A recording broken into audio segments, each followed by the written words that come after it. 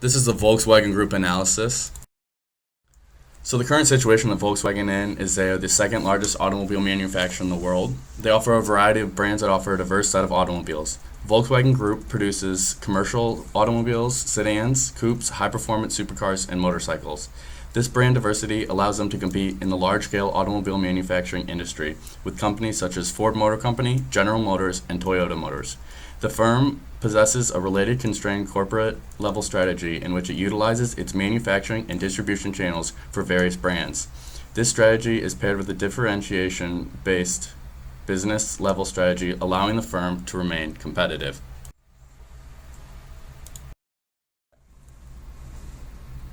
The large-scale automobile manufacturing industry can be affected by a list of domestic and foreign economic factors, but appears to be in a position for growth for the foreseeable future. The analysis of the industry's 7 general environment characteristics provides information about how companies within the industry will be affected by these factors. Gross domestic product, or GDP, describes the value of all goods produced within a country's borders during a certain period of time. The repercussions from the 2008 recession are visible here, illustrating the impact the U.S. economic environment has on the rest of the world's markets. The downward sloped line represents the declining overall value of goods sold in the region. Inflation has a profound impact on our industry. When inflation goes up within the Eurozone, the euro essentially loses a respective percentage of value, which can positively or negatively affect the industry. Inflation's effects are rising costs of goods, which affect the market and all the sectors linked to vehicle production, financing, and even vehicle dealers. Higher costs of materials and weaker currencies lead to cost-related compensation throughout the value chain. The unemployment rate is a dynamic statistic with various positive and negative effects on the industry. It is a percentage of total workforce that does not have a job but is actively looking for employment. For example, high unemployment could be a good or a bad thing in this industry depending on the nature of the statistic. It could be due to more people entering the workforce or from less people getting laid off. If more people are entering the workforce, there's a good chance that demand in the industry can increase. Interest rates are percentages set by central banks, which can be described as the cost of money, more specifically the cost of borrowing money. The graph illustrates the benchmark rate, or the base interest rate, which is the minimum rate that a potential investor in the industry would demand for a non-treasury security. Visibly, the EU benchmark rate has hovered around 0 for the last couple of years. The banks set this rate in order to attempt to keep inflation around their objective of 2%. With this in mind, it becomes evident that the ECB is attempting to maximize GDP by setting an interest rate which will effectively reach a desired inflation. The demographic for large-scale manufacturing industry ranges from any person who requires consistent transportation, a legal driving age, and up. It includes all genders and is mostly prevalent in developed countries with sufficient infrastructure which manufacture or import automobiles. Demographics of this industry are dynamic in the sense that demand for products produced within the industry varies based on the specific requirement of transportation. If a geographic area's population has a high growth rate, then it can be assumed within the scope of the industry that there will be an increased demand for their products. It can be deducted that the increase of regional sales growth in Asian countries is attributable to the rising population in Asia. As long as Asian employment can keep up with the booming population, it can be concluded that the growth in this industry within Asia can grow sustainably. Political and legal impacts include laws which require emissions testing, tariffs, labor laws, and patents. Overall, the political and legal environment has minor impacts, financial or otherwise, across the industry. But each country sets its own emissions regulation, safety crash test ratings, wage laws, and employee safety regulations, which the firms within the large-scale automobile manufacturing industry must abide by. Technological improvements to products in the industry are becoming exponentially sought after by firms. Self-driving cars, fuel efficiency R&D, and Bluetooth and Wi-Fi integration are the highest priority for research and development teams. The industry as a whole has set a standard for being a major contributor to research and development. AutoAlliance.org states that automakers spend close to $102 billion annually on research and development, which is about 99% of total R&D investments. Oil is the most prevalent factor when discussing this industry, because the price of oil, energy availability, and cost go hand in hand when discussing the means by which this industry's product is powered. For example, oil prices at the moment are plummeting due to an oversupply of the commodity. This leads to cheaper gas prices, which in essence encourages consumers to drive more. It can be assumed that more people will be using and purchasing vehicles if gas prices are cheaper, which can potentially lead to sales growth for the coming quarters. The global economy, newly industrialized countries, and stability of governments are a few of the global factors which have an impact on the large-scale automobile manufacturing industry. As pictured in the GDP section above, it's evident that the 2008 recession had a significant impact on the industry. Stability of the global economy is essential for the sustainability of the large-scale manufacturing industry.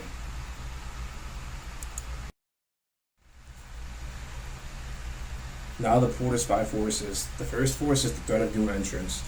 The threat of new entrants is low in the automobile industry. This is due to a few reasons. First, product differentiation is high. There are many different types of automobiles available for purchase. This includes hybrids, trucks, luxury cars, and supercars, which all offer a variety of unique features. Second, access to distribution channels will be difficult for a new entrant to achieve. The main distribution channel in the automobile industry is through dealerships. It will be difficult for a new company to acquire enough capital to produce enough cars in order to ship these cars to different dealerships.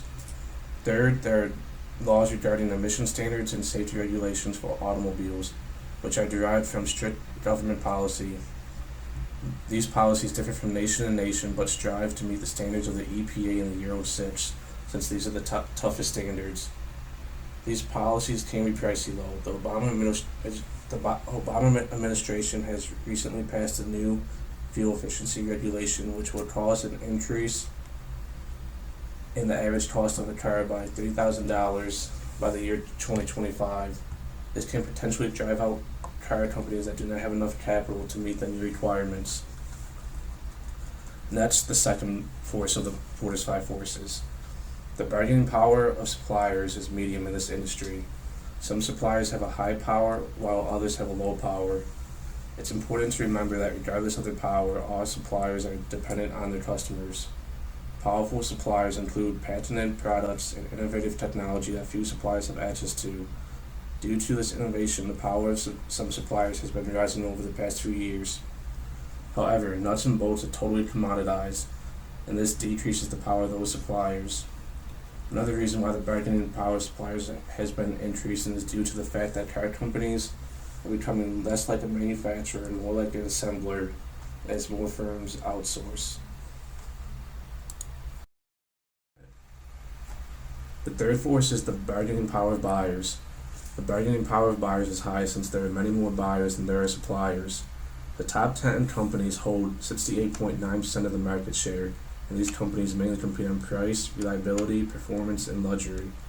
Since there are many buyers demanding all of these elements in one car, automobile companies are forced to develop new ways to offer a variety of features at a low price.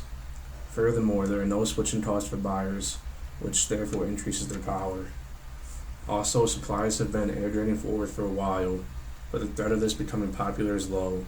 This is usually seen in high-end luxury cars, where customers make a special order through the company, step in the dealership, and receive the car straight from the manufacturer. The fourth power of the Porter five forces is the threat of substitutes. The threat of substitutes is low. Substitutes include trains, buses, and bicycles, but these do not pose a huge threat to the automobile industry. The quality and convenience of these substitutes do not match that of a car.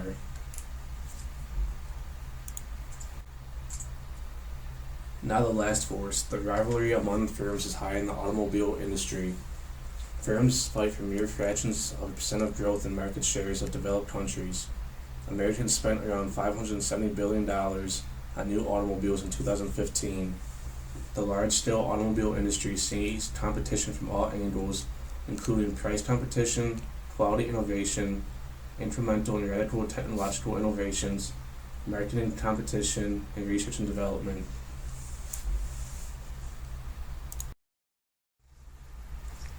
So in order to understand the financial state of the firm, a financial analysis was conducted. So beginning with Volkswagen's liquidity, it can be seen that the firm maintained a current ratio above 1 in each of the years between 2010 to 2014, with an average current ratio of 1.05, slightly lower than the industry average of 1.14. This, however, is slightly weighted due to Ford's continued strong current ratio. So by maintaining a current ratio above 1, the firm will be able to pay its debts and liabilities for the next 12 months. However, they may want to increase this ratio, as if liabilities were to rise unexpectedly, the firm might have financial pressures paying its bills. So moving on to leverage, it can be seen from the graph on the screen that Volkswagen maintained low debt metrics with an average debt to equity of 0.77, well below the industry average of 1.34. By maintaining low debt levels, the firm gains an advantage in that they will have an increased borrowing capacity should they decide to issue new debt in order to fund a project. In addition, the firm benefits from low interest payments and a lower beta, as low debt levels generally mean lower risks.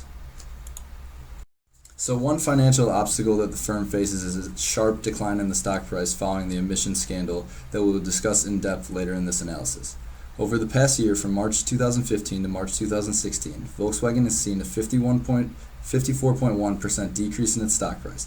This is significantly lower than the average decrease of competitors of 39.3%. This is an important issue to address as it is very important to keep shareholders satisfied. Later in this analysis, recommendations will be made as to how the stock price can be increased. When looking at the value chain of Volkswagen, it's important to note that they're vertically integrated and own many of their suppliers. They do this in order to keep their costs low. As previously mentioned, Volkswagen Group has an incredibly diversified product portfolio. There's no other automobile manufacturer in the world that offers the same variety of products that Volkswagen does. Volkswagen ensures these brands keep their uniqueness, but there is a board of directors and a board of management that govern the broad interests of the firm. Looking here, this is our SWOT analysis. I'm going to touch on a few of the points. If you look at the list of strengths there, one of the strongest strengths is its brand image and how it's recognized by the masses, not only in the domestic market of Germany, but also across the globe. Some popular brands include Volkswagen itself, Audi, Bentley, Porsche, and even Lamborghini. Just to list a few, these brands are not only very recognizable, but have a high perception of quality. If you look at the weaknesses, in the United States, the Volkswagen brand holds a very low share of the industry market. It is a lot to do with huge competition. Competitors Ford, GM, Toyota, Mercedes-Benz, the BMW are all selling more cars in the United States. And with the emissions scandal, it has not helped the efforts to gain more of a market share in the U.S. Opportunities, staying up to date with changing technology is very important. If you look at for hybrid vehicles, electric vehicles, and even autonomous vehicles, Volkswagen actually wants to be a first mover in the autonomous vehicle market. They believe by 2025, autonomous vehicles will be very commonplace. And if you look over at the threats, a large threat is rising prices of raw materials, which would affect the entire industry. If prices for raw metals rise, manufacturing costs will increase, and obviously profits will decrease. Recent trends in metal prices have been declining though, and in 2015 it declined 3%. So we're going to start by looking at some of the key issues that are currently facing Volkswagen.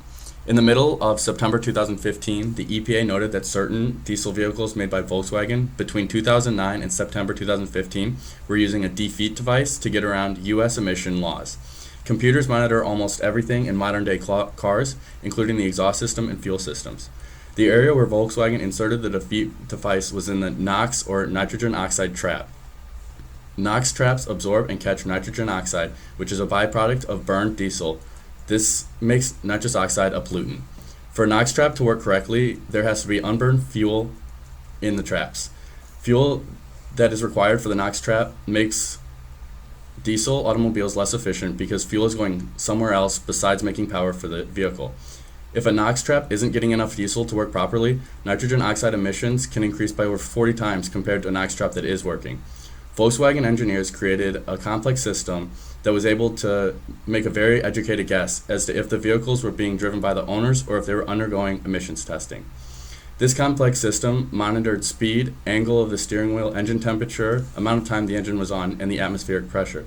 If the car sensed it was being tested by the EPA, it would turn off the defeat device, which meant that the car would get worse gas mileage but drastically better emissions. If the system thought the owner was driving it, it would leave the defeat device on, allowing for better gas mileage but terrible emissions. This intentional deception to customers and officials has hurt the firm's reputation. Another key issue facing Volkswagen is their market shares in US and India. Volkswagen only has about a 4% market share in India. Currently, Maruti, Suzuki, Hyundai, and Honda have a combined 70% market share. The success of these automobile manufacturers is due widely to the popularity of their entry-level compact cars. The government gives incentives like tax cuts for customers of these cars. Volkswagen has positioned itself as a premium brand due to the relative prices. Volkswagen plans on introducing at least one new car a year to the Indian market, and they plan on keeping their premium image while entering high-growth segments such as SUVs and compact sedans, rather than smaller hatchback, which is what much of the competition has done. Volkswagen also plans on starting more localized production by 2018, which will help lower distribution and shipping costs. Volkswagen has held a 3.4% market share in the US. This is an issue for a company that's the second largest automobile manufacturer in the world. Toyota, their largest competitor, has a 12.3% share. Volkswagen sees themselves as in competition with Toyota and General Motors, but the issue is customers' perceptions. Customers see Volkswagen as a higher end and more expensive alternative to Toyota and General Motors. Volkswagen needs to portray themselves as what they are, a mass market automobile brand, while letting their subsidiaries like Audi and Bentley look more glamorous and expensive. Additionally, crossovers are on the rise in the United States, and Volkswagen doesn't have a competitive model. The Tiguan is a great car, but it's much more expensive and less fuel efficient than the Honda CR-V and Toyota RAV4. The biggest issue that faces Volkswagen today is its large decline in the stock price following its emissions scandal. As we previously noted, it saw a 54.1% decline from March of 2015 to March over 16. It's very important for Volkswagen to keep investors happy in order to keep the money coming in. And due to this is the issue that's going to be addressed that needs to be improved. And the next section serves as recommendations on how Volkswagen can improve their stock price. My first recommendation is stronger research and development. Although fuel prices are currently low, it is unknown if they remain low or rise back into the $4 range again. This uncertainty has led to increased sales of fuel-efficient cars. Currently, Volkswagen has an average of 27 miles per gallon among their cars, which is only 1.5 more than the industry's average. This is not a great enough lead to gain a competitive advantage. Therefore, Volkswagen will need to develop engines that are capable of getting at least an average of 35 miles per gallon to gain back their competitive advantage they once had. Also, Volkswagen said that they want to lead the industry in self-driving cars and to do it soon. If Volkswagen truly does want to compete in this new market segment, then they will need to beef up their research and development team. Volkswagen spends more on research and development than all their competitors. Doing so, they still did not make the top 10 list of the most innovative companies in 2015, nor have they since 2008. Volkswagen cannot keep on throwing money in research and development without delivering new innovative technology. They need to analyze the situation and figure out where the money is being used. For our second recommendation, it is to improve CSR, corporate social responsibility, and public perception of the corporation. Following the emissions scandal, Volkswagen has to recover from the negative effects that are now attached to its name, brand, and products. Volkswagen was previously known as a leader in environmentally friendly products. The company has since apologized about the scandal, and the CEO has stepped down from his duties. The new CEO needs to set new standards for the company and reestablish the Volkswagen Code of Conduct. First, Volkswagen needs to handle the recall servicing campaign fast and without any further implications. Volkswagen makes this very easy with a simple website where a customer needs to put in their VIN number to see if they need servicing. The company needs to take care of its current customers to minimize loss of loyalty. This starts with customer relationship management on all levels of the business. To move on, Volkswagen needs to create positive and authentic perceptions of their corporate social responsibilities and follow through with them. Volkswagen should also look into common cases like the BP oil spill and gain some tips on their damage control. Most notably, the BP We Are Sorry commercial campaign had mixed reviews, but since BP's brand has recovered. Lastly, they need to utilize their marketing resources to show the public what they are doing. Brand management, environmental sustainability, impressions, beliefs, and feelings of stakeholders can often lead to increasing success in the marketplace, thus leading to rising investment in the company and increasing the stock price to help. The final recommendation is that the firm could engage in a leveraged stock repurchase program. Share repurchases have a number of effects on the stock price. First of all, as the number of outstanding shares decreases, the demand for the shares outstanding will increase, having a positive impact on the price. Secondly, this creates an opportunity to give money back to the shareholders instead of just hoarding cash internally and spending it on unnecessary projects or upper management bonuses. Keeping shareholders satisfied will be monumental in the sustainability of the firm, especially due to the fact that shareholders are currently unhappy because of management's negligence. Finally, the 54.1% decrease in the stock price over the past year offers the firm a unique opportunity to repurchase shares at a discount to where historic prices have been. Due to the fact that the firm will have to spend down cash to pay fines associated with the emission scandal, the firm will have to issue debt in order to fund this project, which has become a common trend for firms around the world. Because of the firm's low debt levels, they should utilize this borrowing capacity to issue the debt to fund the project. By issuing debt, Volkswagen can also take advantage of the low interest rate environment, where Germany's 10-year Bund is near historic lows at 0.1%. Corporate rates will be higher than that of the Treasury note, but this is still a unique opportunity compared to historic rates. Finally, under German tax laws, interest payments are deductible up to 30% of EBITDA, and this increased incentive adds value to the firm through the interest tax shield. There are, however, some obstacles that the firm will have to overcome in order to push this project through. The first issue could be that upper management will be resistant to the project, as they would much rather see money stay in-house and be distributed to them as a bonus. The second potential issue is that given the large decline in the stock price, investors may be unwilling to sell at the lower stock price. The counterpoint to this is that usually when a firm engages in a stock repurchase, they have to buy back the stocks at a premium to market price, giving those investors a way out of their investment that has decreased substantially. The final potential issue is that when a firm issues debt, it will take on more risk in the form of the beta, so the company's beta would go up. So although there are some potential risks with this project, it creates the largest immediate impact on the stock price as well as keeps investors satisfied. For this reason, the firm should engage in a leveraged stock repurchase program.